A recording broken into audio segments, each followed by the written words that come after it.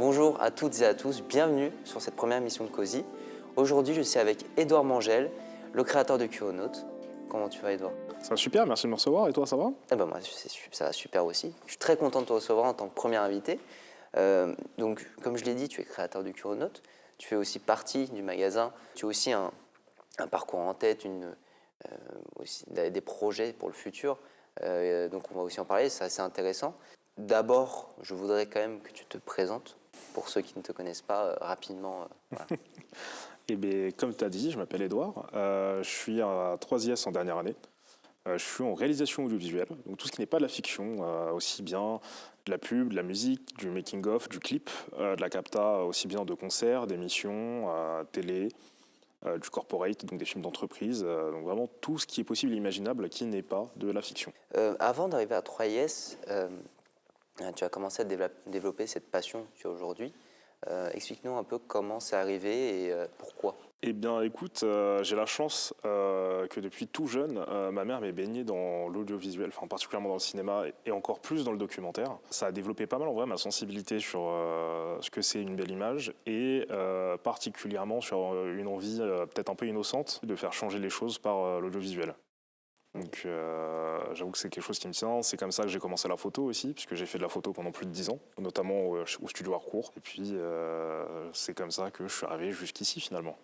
Est-ce que tu as une idole ou quelqu'un qui t'a inspiré ou peut-être un documentaire qui t'a marqué? Dans les documentaires récents, enfin plus ou moins récents qui ont marqué, c'est le documentaire À voix haute, je ne sais pas si tu as déjà regardé. Non. C'est un documentaire qui parle de lycées dans des endroits un peu reculés.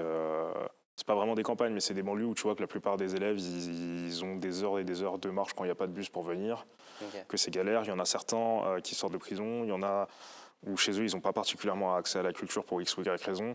Et ce qui est vachement intéressant, c'est que ils partent pas du postulat que c'est des marginaux ou des rebuts, mais justement qu'en leur donnant accès au goût de la langue française, même que ce soit par du français traditionnel, par du rap, par des jeux, par n'importe quoi, en fait, c'est permet à personne la culture. Il faut juste trouver le bon moyen qui nous correspond pour rentrer dedans. Et tu te rends compte que finalement, juste avec ça, de dégoûter de gens qui veulent arrêter leur parcours scolaire, ça devient des passionnés de lettres, des cracks absolus en éloquence, et qui vont aller très loin sur le plus gros concours d'éloquence du 92. Je trouve ça assez fascinant. Ok. Et donc, ce que tu as fait avant de travailler, c'est que aujourd'hui, tu as 27 ans, si je ne me trompe pas. Presque, 26. Presque. C'était combien? 26. 26? Excuse-moi. Et donc, avant d'arriver à 3IS, tu as fait autre chose. Ouais. Tu as fait une école de commerce, si je m'en souviens bien. Pourquoi avoir d'abord fait une école de commerce, puis se être réorienté vers RAV, qui est deux mondes qui n'ont rien à voir finalement? En soi, pas tant, parce qu'il y a des secteurs comme le commerce ou l'ingénierie qui sont présents partout.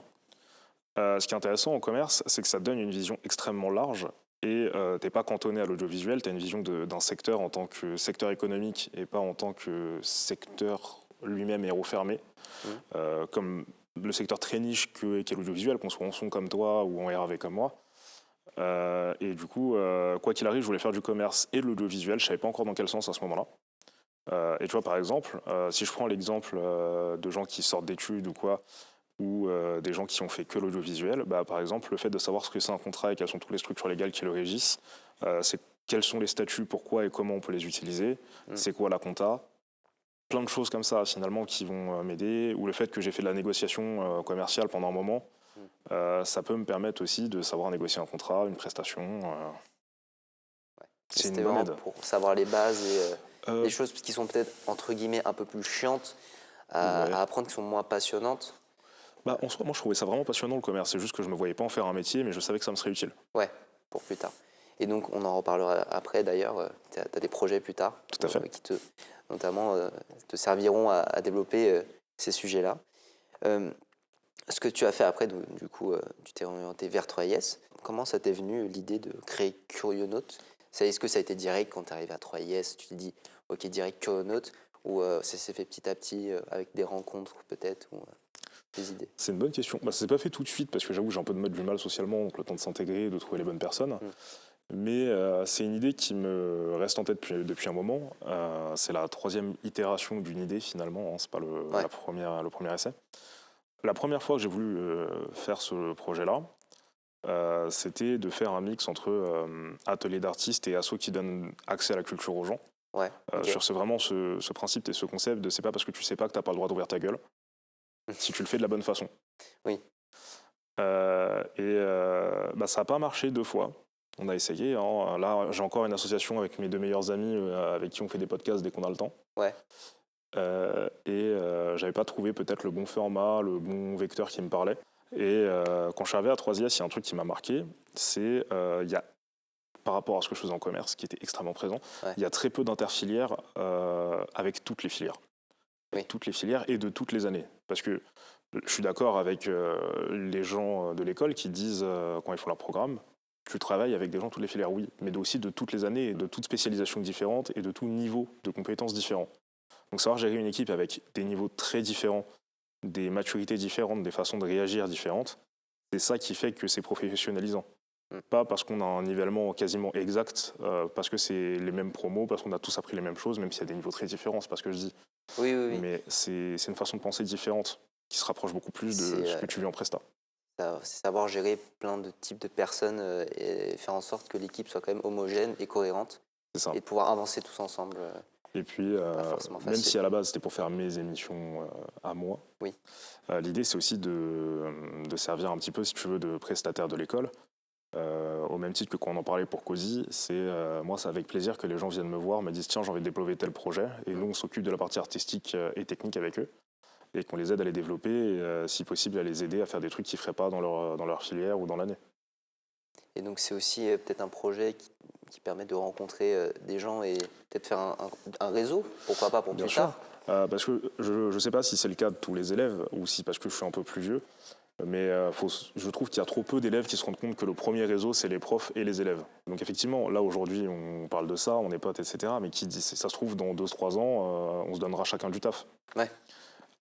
Et effectivement, c'est aussi parce que je voudrais faire de cette association à long terme, que ce soit sous forme d'entreprise ou d'association, de m'en servir comme vivier pour former aussi des gens qui n'ont pas forcément fait d'études, des gens qui n'ont pas eu l'occasion d'avoir de l'intermittence ou un taf directement, et de m'en servir comme vivier pour me dire tiens, là j'ai un pool de talents, je vais les utiliser sur mes prestats. Ouais. Enfin, les utiliser, c'est pas le bon terme, mais oui, on comprend. On s'est compris. On comprend, oui. Et leur donner une opportunité de travailler en dehors de l'école sur des vrais prestats. Ok.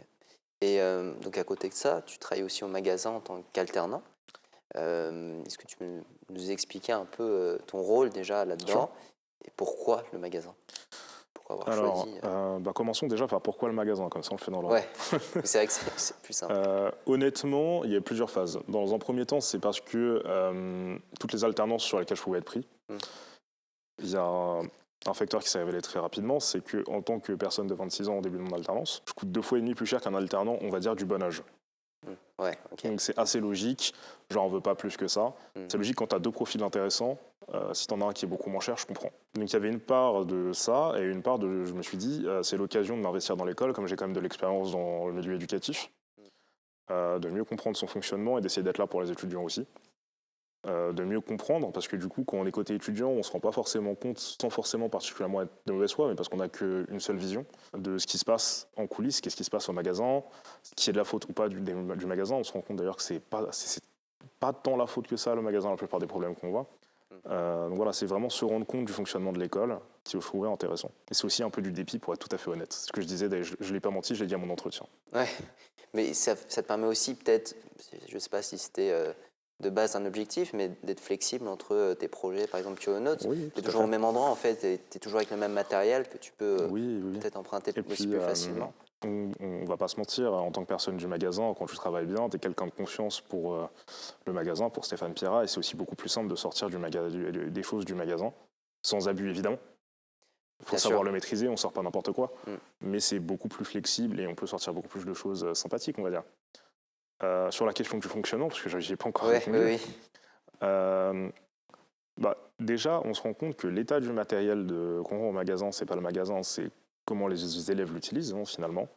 Parce que le premier truc dont je me suis rendu compte, c'est que le rendu du matériel est très souvent catastrophique.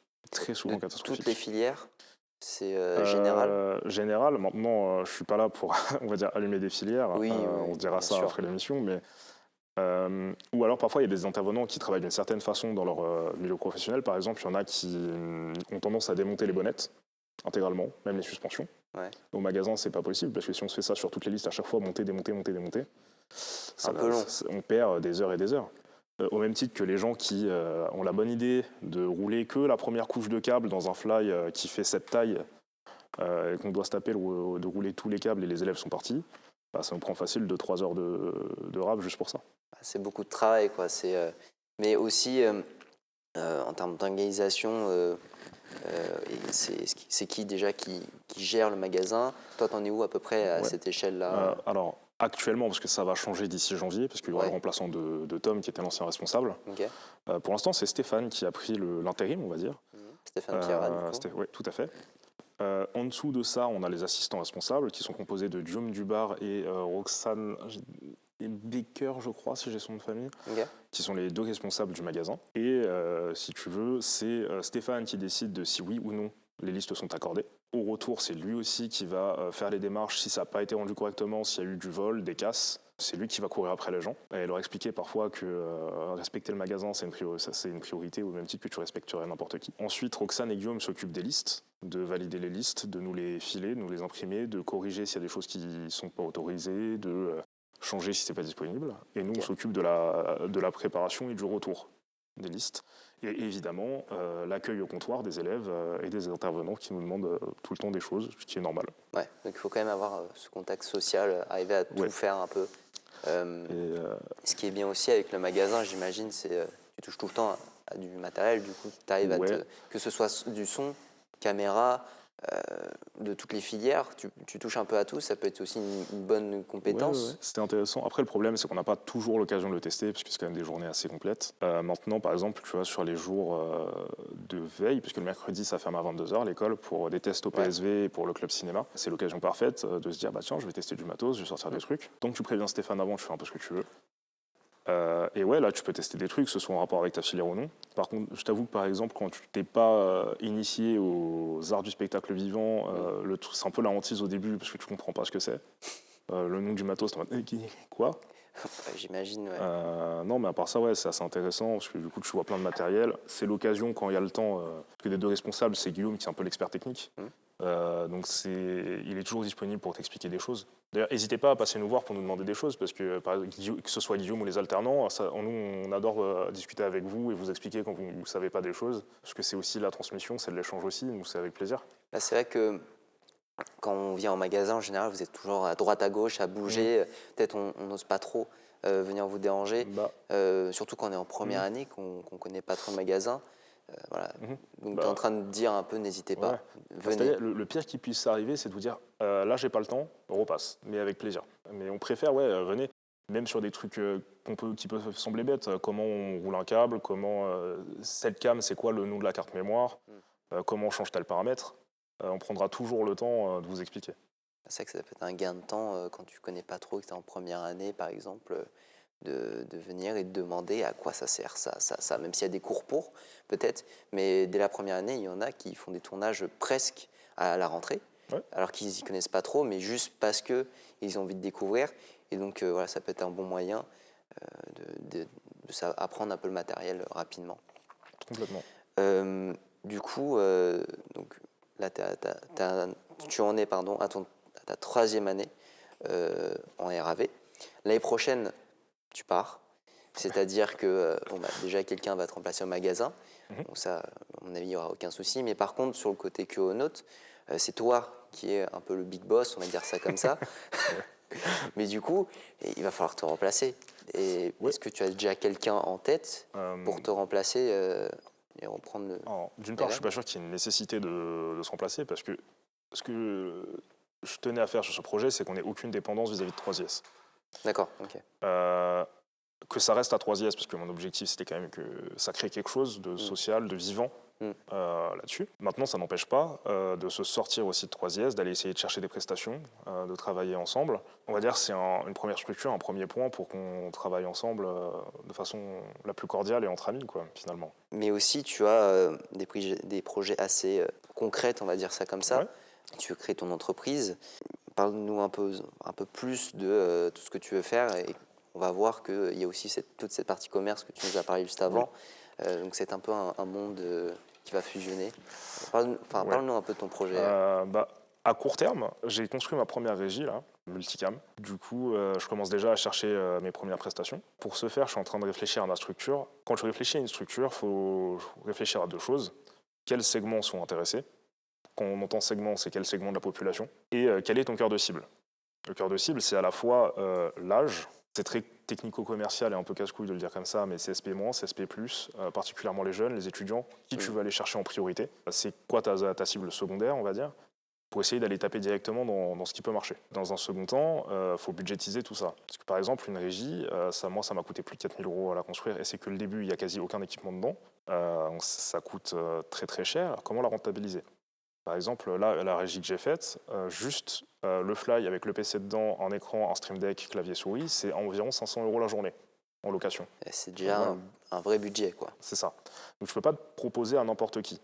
Parce que, je ne sais pas si on l'explique en cours, mais à trop baisser tes tarifs, soit on profite de toi, soit on va penser que tu n'es pas compétent. C'est un peu ce qu'on nous a dit, ouais. Qu'il fallait éviter. Donc, pourquoi pas au tout début, mais ne pas laisser ça sur la durée, quoi. Du coup, il faut se renseigner sur le document merveilleux des TECOS, que sont les conventions collectives, pour savoir c'est quoi déjà le prix à la pige, à la journée, à l'heure de notre métier. Et si c'est vraiment pas possible pour le client, on peut essayer de s'adapter. Moi, par exemple, une pige de réalisateur, c'est 350 € journée. Une pige. Je sais très bien qu'au début, il n'y a personne qui me paiera ce prix-là. Mais au moins, c'est une notion des choses. Tu vois, là, par exemple, je suis en train de négocier une prestation sur une captation théâtre. Il y aura 4 itérations. Et si je prends les coûts de marché, là, en tant que professionnel, c'est 7 500 € hors taxe, la prestation. Défraiement, location du matériel, plus salaire des techniciens. Quand tu commences, tu n'as personne qui va te payer aussi cher pour 4 jours. Si tu n'as pas une réputation qui est déjà mise, donc il faut être solide. En fait, le truc, c'est que pourquoi c'est utile de connaître la réalité du marché, c'est que tu ne peux pas négocier si tu ne sais pas pourquoi et quels sont les prix. Tu peux très vite te laisser avoir. Par exemple, si tu as quelqu'un qui te propose 50 € la journée, peut-être un moment, il va falloir discuter. Par contre, si c'est par exemple moitié prix, tu peux dire ok, c'est ça que ça coûte, maintenant je comprends que je débute. Tu peux négocier, tu peux aller le chercher le pourquoi. Parce que j'ai vu sur Fiverr qu'en fait, ça coûtait, ça marche pas. Donc il faut avoir des arguments solides. Après, il faut aussi, pour moi, une bonne négociation, c'est une négociation où il y a gagnant-gagnant. Forcément, en plus que l'autre, c'est le jeu. Mais il faut que ce soit fait en toute bonhomie, selon moi, et dans une certaine éthique, évidemment. Donc du coup, ce que tu dirais pour un élève qui voudrait peut-être un peu faire comme toi, se former, puis créer sa propre structure, tu lui dirais de vraiment essayer d'aller chercher les infos un peu plus économiques, peut-être qui n'est pas trop dans la filière de base. Tu n'as pas besoin d'avoir des notions commerciales, par contre, d'avoir des notions de ton métier, oui. Que c'est bien beau de savoir la technique, maintenant combien tu es payé, qui peut t'engager, est-ce que tu peux aller en freelance, est-ce qu'il faut être engagé par quelqu'un. Ça, c'est des notions qu'il faut avoir pour négocier. Après, à plus long terme, pour répondre complètement à ta question, j'aimerais bien, d'ici 5 ans, max 10 ans, en fonction de ce que je peux gagner comme crédibilité, comme argent, créer un studio à moi dans mon hangar personnel. T'en as déjà un? Professionnel. Non, évidemment pas. Ouais, ok, mais c'est prévu. À ce moment-là de ma carrière, pour créer un studio un peu multi-tool, si je peux dire, avec évidemment la partie stock. Mais un plateau télé modulaire, on peut changer le décor comme ça très facilement. Un studio qui permet de faire du clip, et s'il n'y a pas la place, qui puisse faire aussi de la fiction, ou sinon 2 plateaux indépendants. Et en parallèle, évidemment, parce qu'il faut faire vivre tout ça, des captas de conseils municipaux, de sport, machin, des déplacements extérieurs, et évidemment faire travailler les copains, et après, si possible, aller chercher d'autres techniciens. Donc pourquoi c'est important d'avoir un réseau, et de se faire un réseau dès l'école, parce que c'est souvent avec ces mêmes personnes que tu vas travailler plus tard. Bien sûr. Donc, comme tu dis, les copains. Et puis même dans les copains, je connais plusieurs élèves ici qui sont sortis d'études et qui travaillent avec leurs intervenants. Oui, parce que l'intervenant a bien aimé, il connaît la personne de base, donc c'est sûr que c'est mieux, c'est plus facile d'être embauché par quelqu'un qui te connaît. Pas plus tard que cette semaine, j'ai un intervenant sur 3IS TV qui m'a proposé directement de parler à des amis à lui pour que je sois l'assistant de chef d'équipement pour me former pendant ma carrière. Ouais. Mais c'est parce que, en fait, le truc, c'est que les gens comprennent pas que juste s'intéresser aux gens, parfois, ça leur donne envie de s'intéresser à toi et de te donner une opportunité. Donc, autre conseil, taper la discute avec vos intervenants. Ça peut Ouais. beaucoup aider pour plus tard. Ça peut être anodin, mais ça peut aider beaucoup. En tout cas, merci pour tout. J'espère que tu as beaucoup aimé cette interview. Évidemment. Ouais, bah, super. Moi, en tout cas, ça m'a fait très plaisir de t'inviter en tant que premier invité. Ce qui, Ouais, c'est un voilà, honneur. parce que Curonote, c'est, du coup, si vous avez compris, c'est un peu la structure qui gère, entre guillemets, Cozy. Voilà, moi, je gère aussi Cozy à mon échelle, mais voilà, c'est celui qui me prête le matériel, etc. Donc, je t'en remercie. C'est normal. Ça me fait extrêmement plaisir. Si vous avez aimé, n'hésitez pas à laisser un petit commentaire et aussi à vous abonner parce qu'on va aussi sortir assez régulièrement de nouvelles interviews. En tout cas, encore une fois, merci Edouard. Merci à toi. On se retrouve à la prochaine, normalement dans 2 semaines si tout se passe bien. Ciao.